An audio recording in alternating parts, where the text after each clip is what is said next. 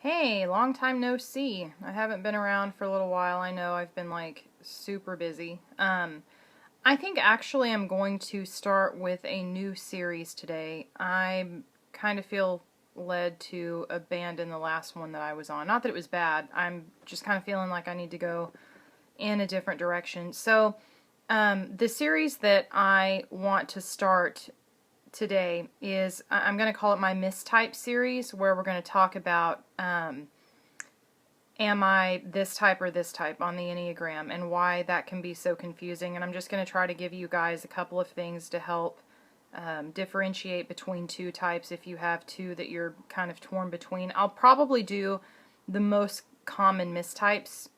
So if you are torn between two numbers that you don't see here, you can leave a comment under one of my videos and I'll get back to you.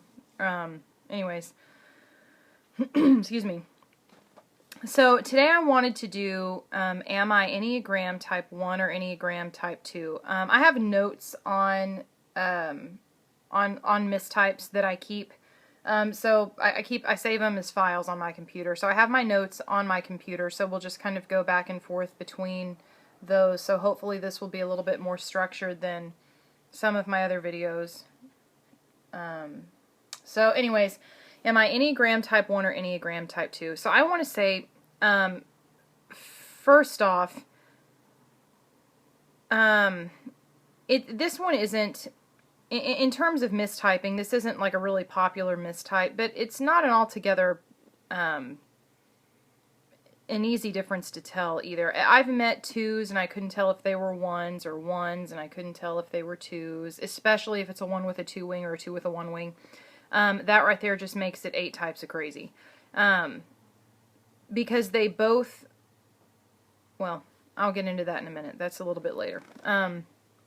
Anyways, I would say right off of the bat, the biggest difference between a type 2 and a type 1 is a type 1 tends to approach everything almost with a sense of detachment. They can be a little 5-ish in that respect. They don't make decisions based on emotion. They may have emotion and they may have a preference, but at the end of the day, type 1 has to look at a situation with logic, and they have to look at a situation based on what's expected of them. What are the expectations here? What's good? What's bad, right? And how can I conform to that image of good? Because that's the image of themselves that they want to make sure that they're projecting, right? Again, all of this is unconscious, okay? This isn't stuff that's consciously going on in the front of their mind. Type 2 is willing to... My cat is trying to open my closet door. It's going to drive me insane. Hey! Cut it out. Sorry. Enneagram type 2 tends to approach life from a much more emotional perspective. It should be fairly noticeable compared to that of type 1. I have met some type 2s that have got a better handle on that, but it is rare. Most type 2s just completely make decisions on the emotional fly, and one of the things that I like to say about it's true of other numbers on the Enneagram as well, but it is especially true of type 2, is that life for them is what they feel. So therefore, if it feels bad, it must be bad. If it feels good, it must be good, right? They're going to make decisions based on emotion, based on what feels good to them, and when you approach them with logic, they'll hear you, but it's like they can't put it together. It just doesn't make sense to them. They don't understand why you would make a decision that's not an emotional decision, because then you're not going to be happy, and don't you want to be happy? Don't you want to feel good, right? Again, unconscious. They probably don't even realize they're doing that. So that's the biggest difference right off the bat. But like I said, I've known 2s that tend to be pretty intellectual. I've known 1s that are very emotional. So I want to talk a little bit about some differences there. If you aren't sure if you're a 2 or if you're a 1, I'm going to talk about some similarities and some differences. Why could you get those two confused, and why are they different? All right. Going with my notes. The biggest point I actually just touched on and didn't even realize I was going to touch on it, is just the general approach to life. Type 1 having this very emotionally detached approach. Type 2 having a very emotionally attached approach.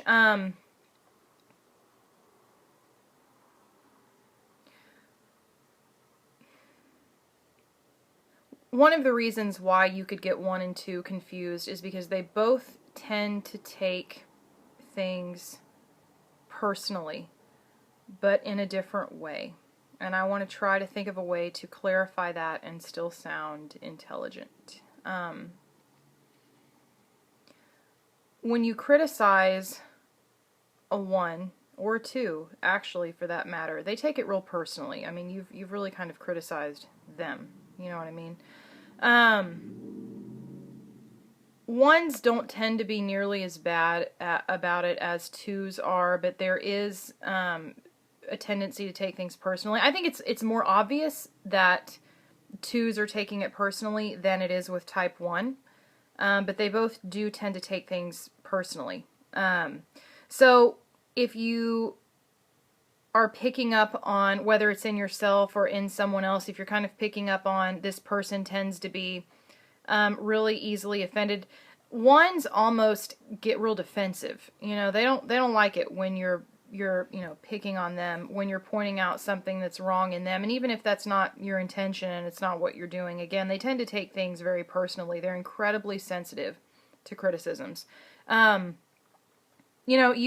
have a friend of mine who is a 1 on the Enneagram, and she was telling me once that she had to give a speech somewhere, and she had a couple of people approach her after she had given her speech, and they told her that she sounded really angry when she spoke, and she came across like she was, mad at the audience, and, they were trying to help her, I think, but she came to me afterwards, and, some time had passed, but she was still pretty upset about it, and I don't know if she would have said to me that she was upset about it, but the fact that she was bringing it up and, was kind of so eager to talk about it and rant about it kind of shows that it was still sitting there underneath the surface, like she hadn't processed it, and it really bothered her that they told her that she came across as angry when she spoke, because that wasn't at all her intention. She was trying to just be firm and informative,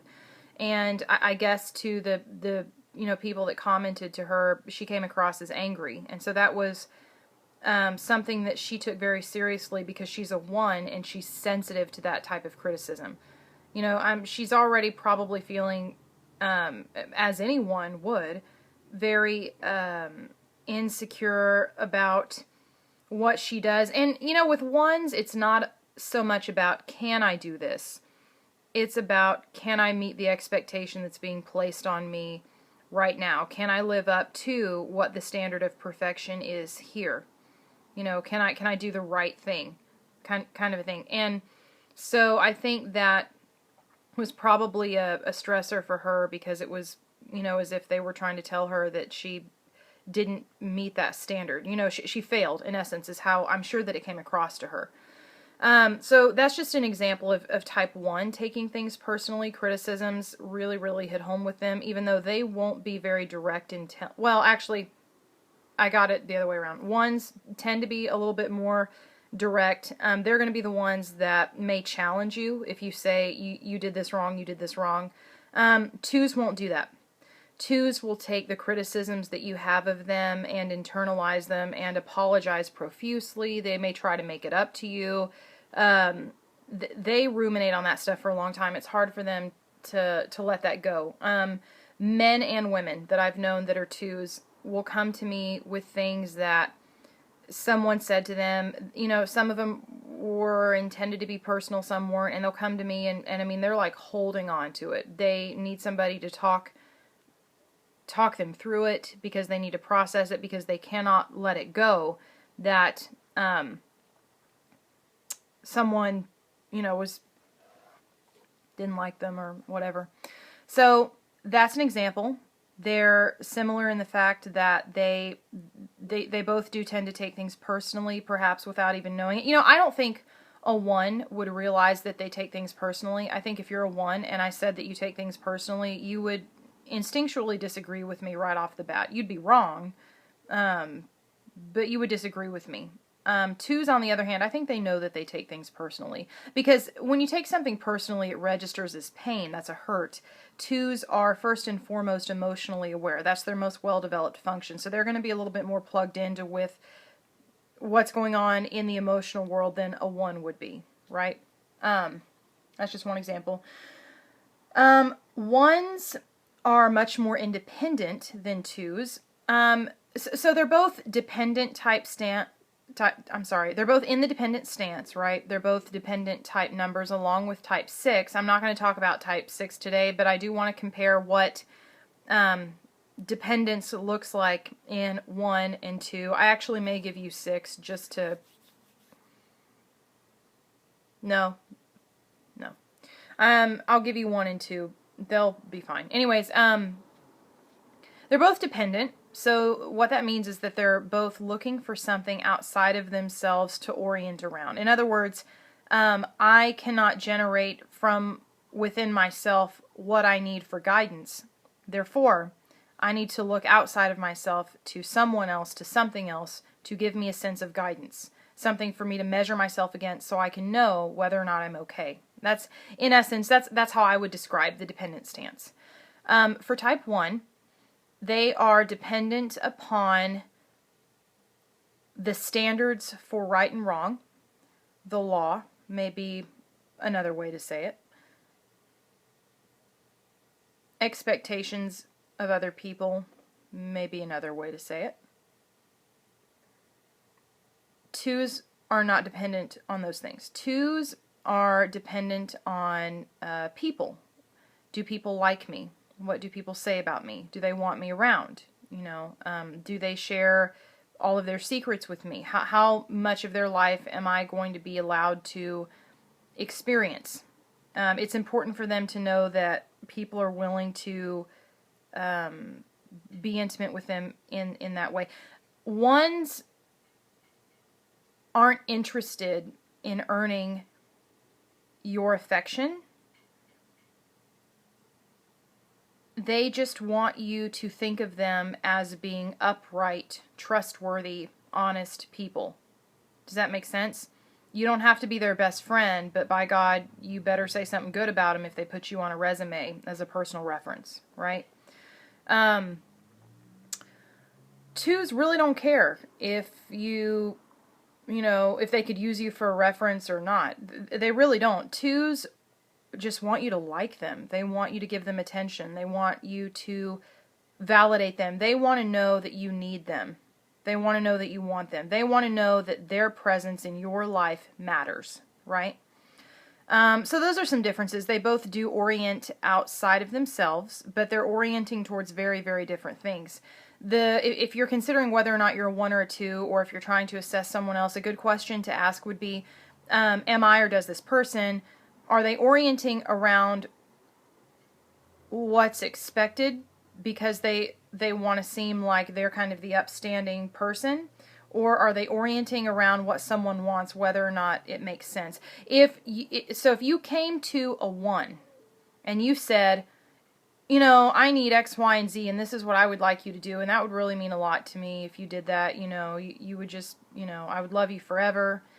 That doesn't necessarily mean anything to a 1, because a 1 is going to look at what you're asking of them, and a 1 is going to say, okay, so if I participate in these things and I do these things, is this what's expected of me? Is this the standard? Is this socially acceptable? That kind of a thing. What will my reputation look like if I'm found doing these things for this person? If any of that looks like it could be damaging to them, they're not doing anything for you. They don't care if you like it or not. They have no problems drawing that line in the sand. So that's what I'm talking about when I mean a little bit more of that independence, right?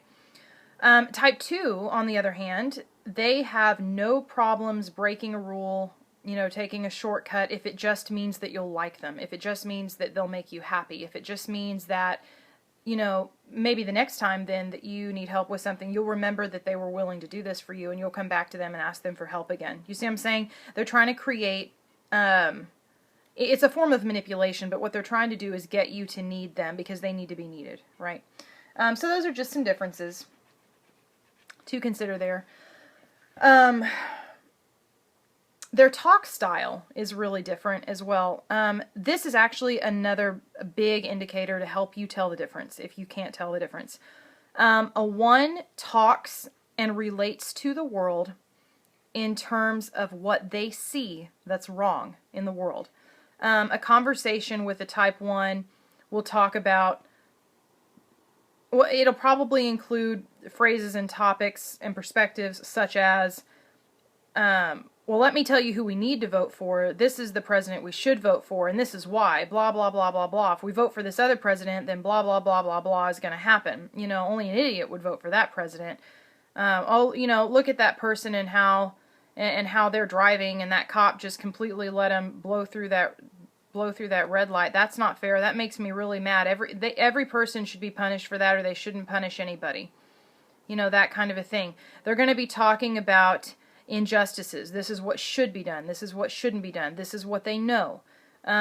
This is what's right. But I understand why this is still an area that could cause confusion. You know, am I type 1 or am I type 2? Because type 1s also tend to very much love giving advice. They do like to help, but it's for a different reason. It kind of satisfies their ego need when they can help you, because they feel like, I'm the good, upstanding, trustworthy citizen. You know, this person had a need. I had the answer for them, whether they were asking for it or not.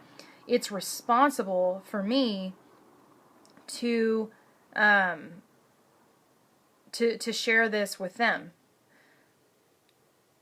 2s are different in their communication style. They're still going to be really, really helpful, but 2s do the opposite. And again, this is one of the key things to look for. This will help clear it up, I promise. This is just a huge marker, whether you're 2 or you're 1. Again, if the focus of the communication style is on what's wrong and how we can correct it, that's type 1. Listen to me, you're never going to hear a type 2 in a conversation, at least not at length, talking about who should we vote for and why, and you are never going to hear a type 2 go into their theory, their political theories or their religious theories or whatever other theory that they have about why one presidential candidate is better than another, and this is the direction our country is headed in, and this is what we all need to listen. You're not going to hear it. They may engage in that sort of banter on a very superficial level, but they're doing it for the sake of having a way to relate to another person. If they want to relate with you, and they do, and they notice that is something that you have interest in, then when they relate with you, they're going to get involved in those conversations. Again, it'll be a little superficial. You'll probably be the one doing most of the talking. If there's any explanation of theories, it will, fall on you to bring that into the conversation, because they probably won't have any, because that's not a relational concern for them. So it's just probably not something that they've spent a whole lot of time thinking about. There's always exceptions to every rule, but by and large, this tends to be a general thing with type 2s. So their communication style is very positive. It's flattering. When I read Enneagram books, and when I was first learning the Enneagram and studying it, the words that were used to describe the communication style of type 2 were compliments. And that's not a bad way to say it, but I think that I like flattering a little bit better, simply because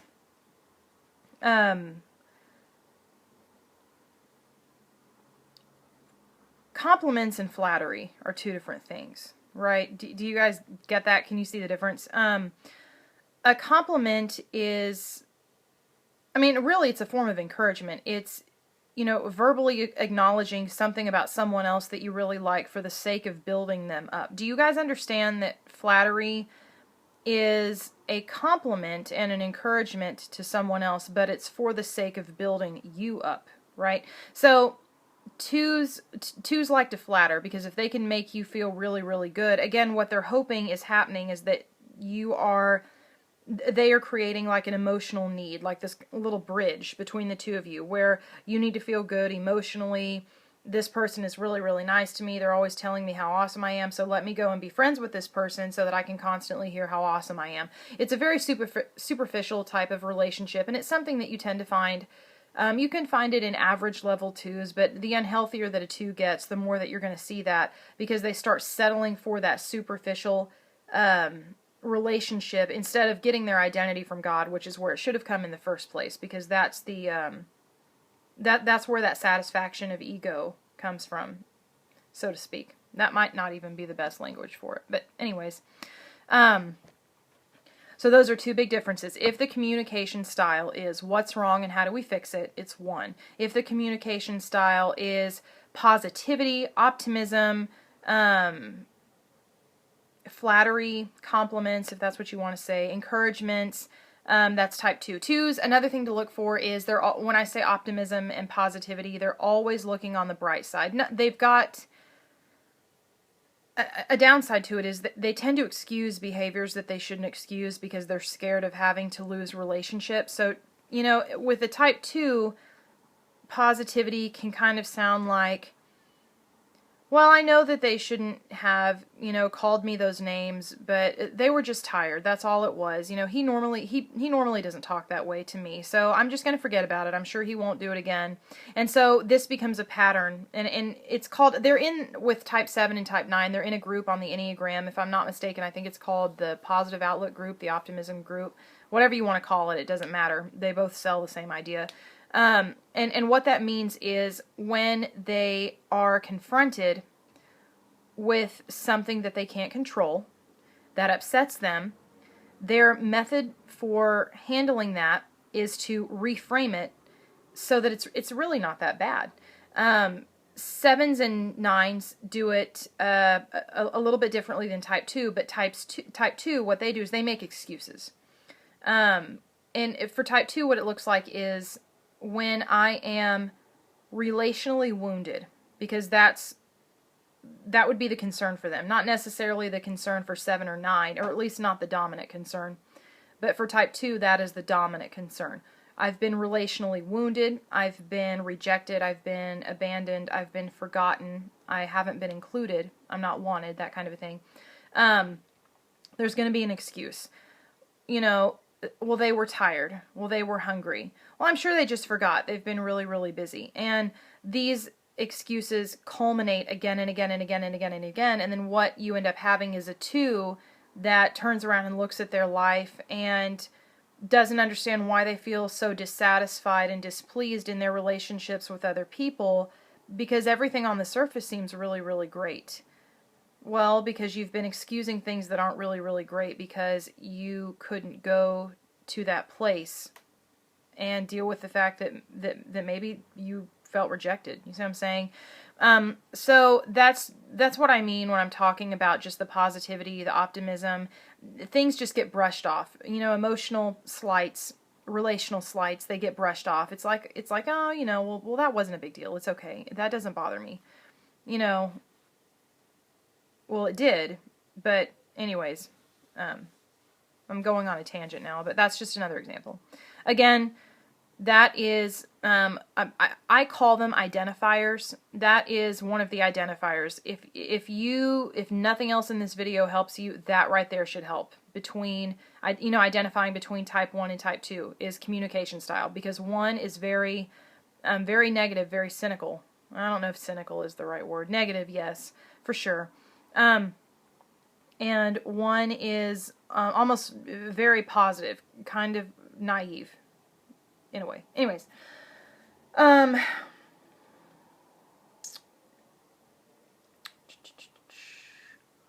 think I kind of talked to you guys. I already think I pretty much covered the orientation, being oriented around the ideal versus like the way of doing things. This is probably, no, I won't say that either. Yeah, I already talked about that. 1's orienting around a way of doing things, an ideal. 2's orienting around people and their desires. I talked about being emotionally restrained for type 1 versus being a little bit more emotionally expressive for type 2. And I just mean engaged in the world. Type 1 won't use those emotions to engage. Type 2, if it's not emotional, then as far as they're concerned, they're not engaged. I talked a little bit about that. I'm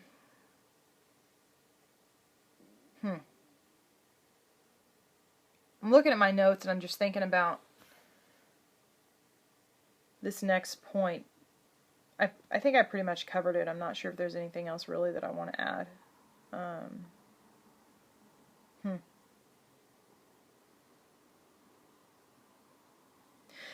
I do actually.